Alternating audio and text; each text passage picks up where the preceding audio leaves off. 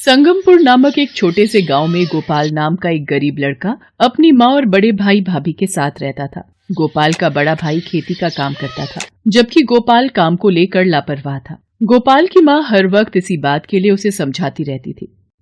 गोपाल बेटा, तू मेरी बात को समझता क्यों नहीं है? तू भी कोई काम ढूंढ ले। अरे अम्मा, इस निखट्टू को समझाने का कोई फायदा नहीं है। इसके कानों पर जूं तक नहीं रेंगती। ये कोई काम नहीं करेगा, ये निरा आलसी ही रहेगा। सारा दिन इसके भैया और मैं ही मेहनत करते रहेंगे। इसे बस खाने और सोने से मतलब है। भाभी, मैं इतना भी कामचोर नहीं हूँ जितना तुम बोल देती हो। सुबह उठकर सारी भैंसों को नहलाना, घर की साफ सफाई करना, ये सब काम तो मेरे से ही करवाती हो। एक दिन मुझे गुस्सा आ गया ना, तो मैं सब कुछ छोड़ छाड़ के यहाँ से चला जाऊंगा। गोपाल बेटा, तू कोई काम क्यों नहीं ढूंढ लेता? अगर तू काम करेगा तो तुझे अपने भैया भाभी के ताने भी नहीं सुनने पड़ेंगे। ठीक है माँ, अगर तुम कहती हो तो मैं आज ही काम ढूंढने के लिए दूसरे गांव चला जाता हूँ। गोपाल काम ढूंढने के लिए दूसरे गांव निकल पड़ता है। उसके गांव से दूसरे गांव जाने के लिए बीच में जंगल का रास्ता पड़ता था। गोपाल जंगल के रास्ते गुनगुनाता चला जा रहा था। तभी उसे एक सामान से लदी एक बैलगाड़ी दिखाई दी। चाचा, क्या तुम दूसरे गांव तक पहुंचने में मेरी मदद करोगे? मैं तुम्हें 10 रुपए दूंगा। ठीक है, आ जाओ, बैठ जाओ। चाचा, क्या तुम इसी रास्ते से रोजाना जाते हो? हाँ बेटा, मेरा तो रोज का ही काम है, एक गांव से दूसरे गांव सामान पहुंचाना। इस काम के तुम्हें कितने पैसे मिल जाते हैं? कभी 100 रुपए मिल जाते हैं, कभी 200 रुपए। काम मिलने पर निर्भर रहता है, पर अब तो मेरी उम्र हो चली है, तो इसलिए बैलगाड़ी हाँक नहीं पाता। सोच रहा हूँ कोई लड़का नौकरी पर रख लेता हूँ, वही ये काम संभाल लेगा। क्यों ना मैं बैलगाड़ी पर एक गांव से दूसरे गांव सामान ले जाऊं? अब चाचा, क्या तुम मुझे कोई काम दिलवा सकते हो तो तुम्हारी बड़ी मेहरबानी होगी। मैं तो काम ढूंढने ही निकला था। तो फिर ये तो बहुत बढ़िया बात है। तुम एक काम करो, मेरी बैलगाड़ी पर एक गांव से दूसरे गांव सामान ले जाया लाया करो, मैं तुम्हें इसके बदले पैसे दे दिया करूंगा। बोलो, है मंजूर? ठीक है भैया, मुझे मंजूर है। गोपाल बैलगाड़ी वाले के यहाँ काम करने लगा। उधर गोपाल की माँ को भी उसकी चिंता हो रही थी। पता नहीं मेरा बेटा गोपाल कैसा होगा। वो चला तो गया काम ढूंढने, पर पता नहीं वो किस हाल में होगा। भगवान उसकी सहायता करना। अम्मा, तुम्हारा बेटा कोई छोटा दूध पीता बच्चा नहीं है। कहीं फालतू की सड़कें नाप रहा होगा और दोस्तों के साथ मजे उड़ा रहा होगा। सुधा बहू, कभी तो मेरे बच्चे को बख्श दिया करो। हर वक्त उसको ताने देती रहती हो। गोपाल की माँ उसके आने के इंतजार में थी। उधर गोपाल मेहनत कर रहा था, पैसे कमा रहा था।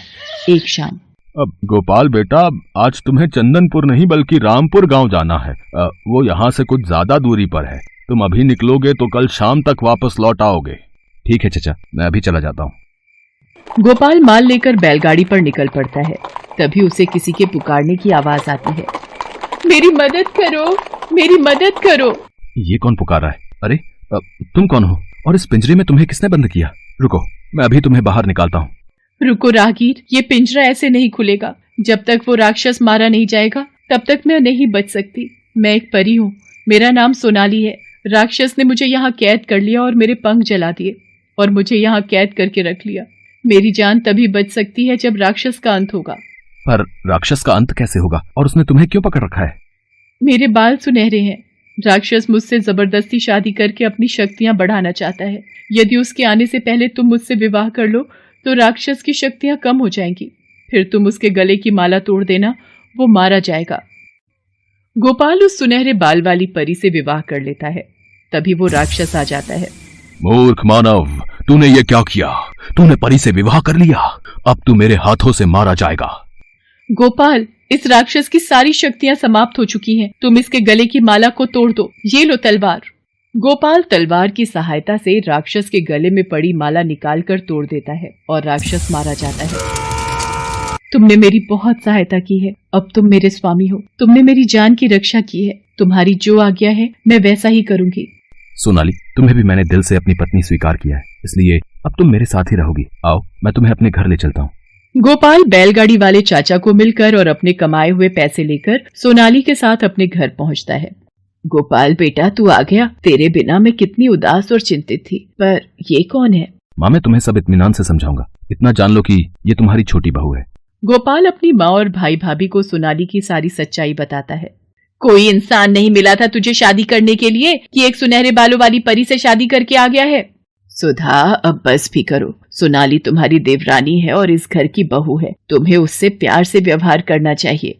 माँ जी, मैं आपको वचन देती हूँ, मैं एक साधारण मनुष्य की तरह बहू होने के सारे फर्ज निभाऊंगी। सोनाली साधारण मनुष्य की तरह घर में रहने लगती है। एक दिन, सोनाली, तुम अपने बालों को कभी धोती क्यों नहीं हो? मैंने देखा है जब से तुम इस घर में आई हो तुम नहा तो लेती हो, पर इन बालों को कभी नहीं धोती हो। भाभी, मेरे बाल सोने के हैं, ये सुनहरे जादुई बाल हैं, इन्हें धोना नहीं पड़ता, ये अपने आप ही जादू से साफ हो जाते हैं। क्या? तुम्हारे सुनहरे बाल जादुई हैं? फिर तो ये बहुत कीमती होंगे। हाँ भाभी, मेरा एक सुनहरा बाल अगर पृथ्वी पर इसकी कीमत पर रखनी हो तो करोड़ों रुपए का है। अच्छा भाभी, मुझे लगता है गोपाल मुझे बुला रहे हैं, मैं अभी आती हूँ। करोड़ों रुपए का एक बाल?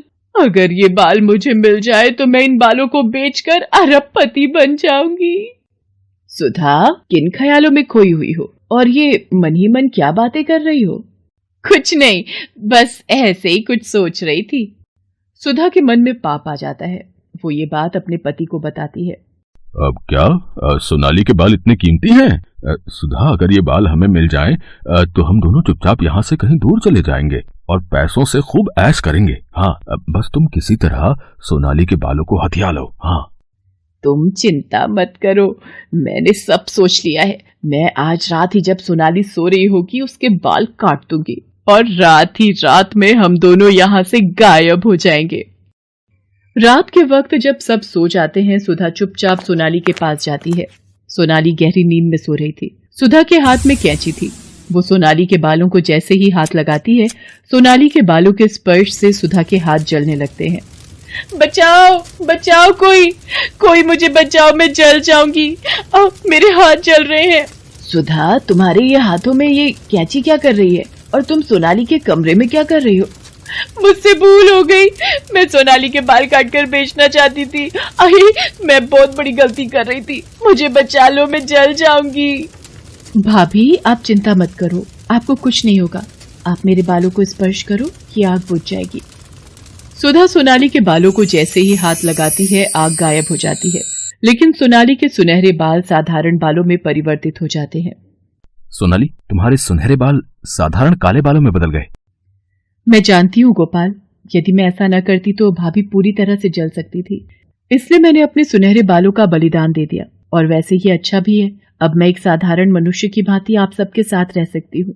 अब मैं परी नहीं, एक साधारण स्त्री हूँ। सोनाली, तुमने मेरे लिए अपने सुनहरे बालों का बलिदान दे दिया, तुम बहुत अच्छी हो सोनाली। अब सोनाली, गोपाल, सुधा के साथ साथ मैं भी तुम्हारा गुनहगार हूँ, मुझे माफ कर दो। सुधा और सोनाली गले लग जाती हैं। ये देख सब बहुत खुश थे और उस दिन के बाद सोनाली अपने परिवार के साथ खुशी खुशी जीवन व्यतीत करने लगी।